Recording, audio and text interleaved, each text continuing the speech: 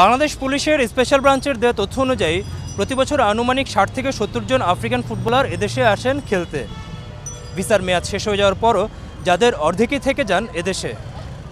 প্রতি বছর দলবদলে বিদেশি ফুটবলারদের হাট বসায় ঢাকার বিভিন্ন ক্লাব। সেখানে আফ্রিকান দেশগুলোরই থাকে দাপট। ট্রায়ালে যারা টিকে যায় তারা ক্লাবের হয়ে মাঠে নামলেও বাকিরা ফেরে না দেশে।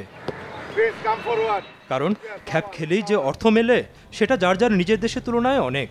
এমনকি ভিসার মেয়াদ শেষ হলেও দেশে ফেরার নামগন্ধ নেয় না অনেকেই। ধরা পড়ার ভয়ে তাই লুকিয়ে অনুশীলন।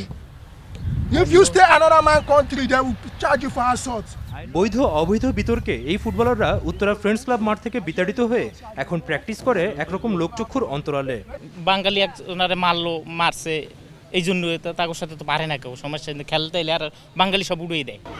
এ বিষয়ে উত্তরা থানার কর্মকর্তাও যেমন কিছু বলতে চাননি, তেমনি রামপুরা থানাধীন বনশ্রীর যে এলাকায় তারা থাকে সে বিষয়ে কোনো তথ্য নেই স্থানীয় থানায়। যেখানে যারা ভাড়া পাচ্ছে সেখানে নিচ্ছে, কিন্তু ওইভাবে নাই যে মানে কোথায় থাকবে না থাকবে, কোন ব্লকে বেশি, হয়তো এই ব্লকে বেশি থাকতে পারে।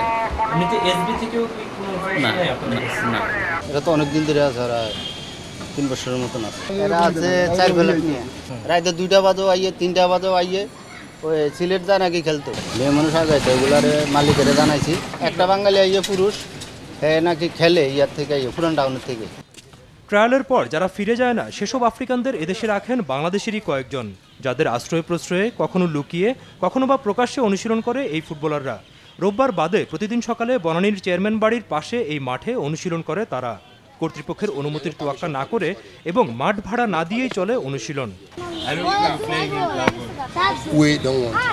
নেমে অনেক ভালো ভালো লোকই থাকে, ওনারা জানলা দিয়ে দেখে কিনা জানি না, কিন্তু ওরা যে অবস্থায় গোসল করে এটা আমার কাছেই খারাপ লাগে। আমিও দেখছি ওনারা, আমার কাছেই খারাপ লাগে। এটা ঢুকাই দিয়ে গেছে কাউসার হামিদ, ওই যে ফুটবলের যে কাউসার হামিদ, ওই একদিন আইনা খেলে ঠিলে বাস স্টার্ট করে দিয়ে বাস গেছে, আর আহে না। এটা প্রায় 2-3 বছর হয়েছে। অভিযুক্তদের একজন বাংলাদেশের জাতীয় দলের সাবেক এই ফুটবলার বিষয়টিকে দেখছেন ভিন্নভাবে। আমার বাসা তো বনানী ডিউচেস, এই মাঠে প্র্যাকটিস করতো।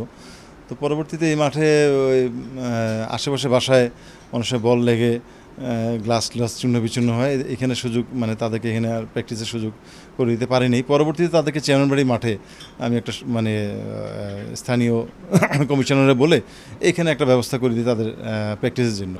ফুটবল এখন আফ্রিকানদের বাংলাদেশে ঢোকার বড়সড় এক উসিলা।